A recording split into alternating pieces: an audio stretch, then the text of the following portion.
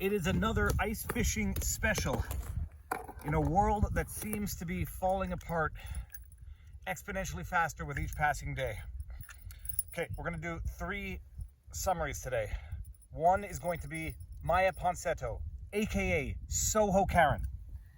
The other one's going to be Patricia McCloskey, because there have been 2 developments in both of those stories that have not been, say, substantial enough for a standalone vlog.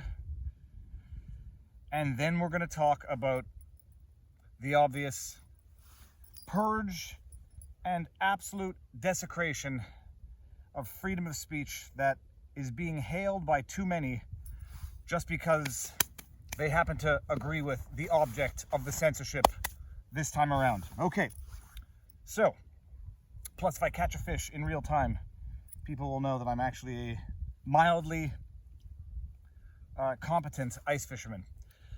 Miya Ponsetto, aka Soho Karen. I did a video on her incident the other day. She is the woman who tackled a 14-year-old, not a 16-year-old, a 14-year-old black child, I guess for lack of a better word, a young adult, who is the son of Keon Harold, a Grammy Award-winning trumpet player. So I did a whole video breaking that down. I said whatever issues Miya Ponsetto has, she definitely crossed the line, even if she thought, for whatever the reason in her own mind, that the kid had stolen her phone. She's been arrested. They sent 4 investigators from New York to California to get her, and they got her. She was arrested, and she arrived back in New York to face charges. Apparently, the charges are going to be robbery, which, you know, summarily described as using force to take someone else's property. Force or the threat of force. If that's the only charge she faces in today's prosecutorial social political climate, she may be lucky. And this would be one of those cases where, like it or not, innocent or innocent, let's just say attenuating circumstances or not, you might be better off trying to strike a deal as opposed to taking it to the merits, because on its face it doesn't look good, and in today's political climate you're playing with fire in terms of what the consequences could be of additional charges that may be brought later on, or a harsh sentence in the event that it's contested and not resolved. So that is Miya Ponsetto. Patricia McCloskey has also seen the prosecutor, the circuit attorney, Kim Gardner, disqualified. Kim Gardner and her office disqualified from prosecuting her case. I did a video a couple weeks ago. Mark McCloskey, her husband, who had a different judge, got a favorable judgment, and the prosecutor, Kim Gardner, and her office was disqualified from the case, and they were going to appoint a special prosecutor. The reason why Patricia McCloskey had a separate judge was because she had a separate judge and therefore a separate judgment, but the judgment effectively relied on the judgment Mark McCloskey got. Kim Gardner, if you can believe it, actually appealed Mark McCloskey's judgment to the Court of Appeal. The Court of Appeal dismissed it, and Kim Gardner has said that she's going to appeal it to the Supreme Court of the state. Now I'm forgetting which state it was. Missouri. So Kim Gardner is not yet done. She is going to fight this with every one of the taxpayers' last dollars, go to the state Supreme Court to try to overturn her disqualification from a file in which she used the prosecution or the prospect of prosecution of these 2 individuals for a fundraiser in the days leading up to their indictment.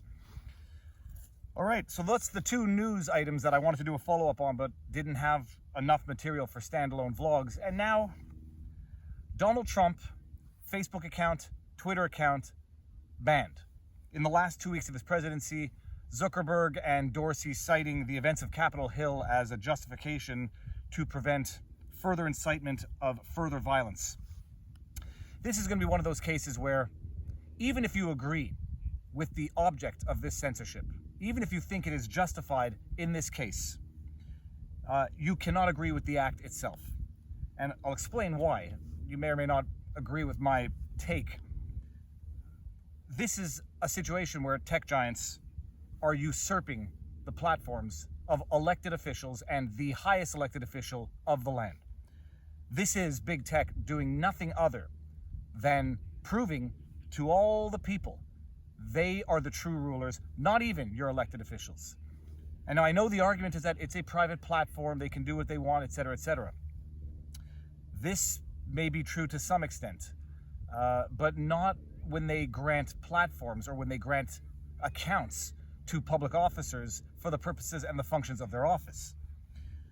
That being said, you cannot accept this type of censorship, because this type of censorship, when it starts at the highest, and basically we've gotten to the highest in the world, you realize that they are in fact the gatekeepers and controllers of information, access to information, and the shaping of your very way of seeing the world, even if you don't fully appreciate that. There's another more practical reason.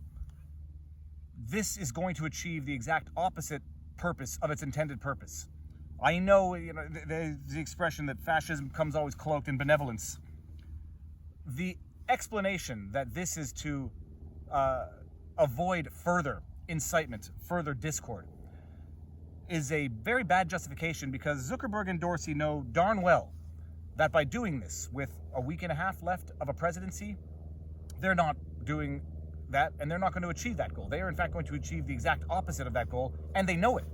And for everybody who's saying, react, uprise, and do bad things to contest their censorship, they know that that's the reaction that they're going to get out of people, and that's in a way probably the reaction that they want, to play it so that they can then justify even further censorship and further controlling of thought, and saying, look, the people can't even be trusted with their own freedoms, we need to further control them through their own freedoms. And it's, in a way, it's like practicing law. For anybody who's practiced law, you will have been in a file where a lawyer will deliberately needle you, and he will do something that he knows will provoke a reaction, and he'll disguise it in benevolence and altruism, and for the benefit of the court, Your Honor, I would like to say something that I know is going to needle my adversary. And they're going to do it, cloak it in benevolence, but want the reaction from you. And if you give them the reaction, all that you do is play exactly into the reaction and their hand, and you in fact further aid them in the pursuance of their ultimate objective. There are ways to usefully protest and to usefully object, and there are ways to counterproductively object and counterproductively protest.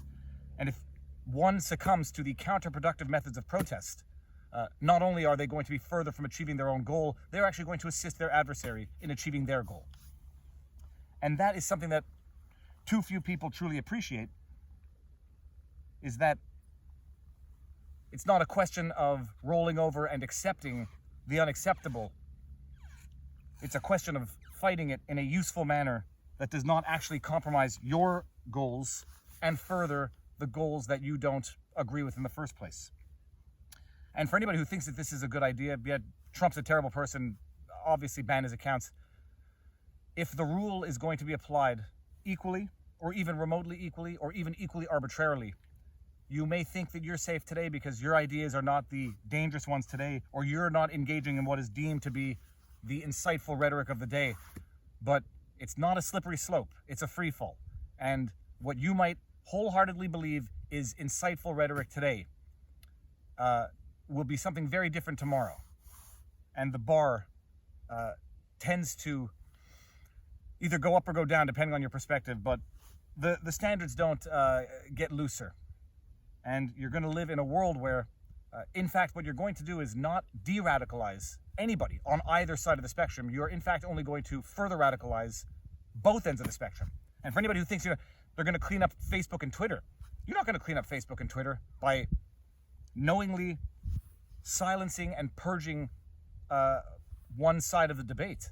In fact, all that you're going to do is further polarize both sides of the debate. You're going to create one echo chamber where everyone who leaves is going to go and start up another one, and you're going to turn what was a forum with diverging opinions into its own echo chamber, which is, over time, going to get increasingly radicalized by virtue of its own echoing throughout the valley.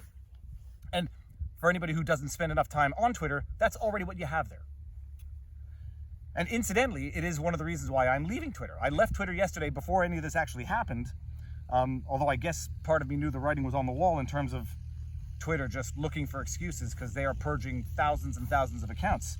But Twitter is a toxic echo chamber hellhole because it is by and large controlled by big accounts which echo the same ideology and echo the same intolerance, and at the very least before any purge that Twitter engaged in, you had the diverging opinions battling it out, and you could have people make their own decisions, come to their own conclusions based on that diverging discourse. Without that diverging discourse, all that happens is both sides will get increasingly radicalized, and Twitter and Facebook is going to turn into an increasingly radicalized, on one end of the spectrum, forum, and the people who have been silenced are not going to get less radicalized. All that's going to happen is that there's going to be no further exchange among people.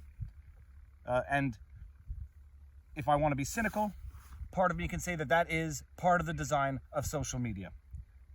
It is to create the discord, to exploit the discord, to control the discussion. I can't believe I haven't caught a fish yet, but it's good to get some sun.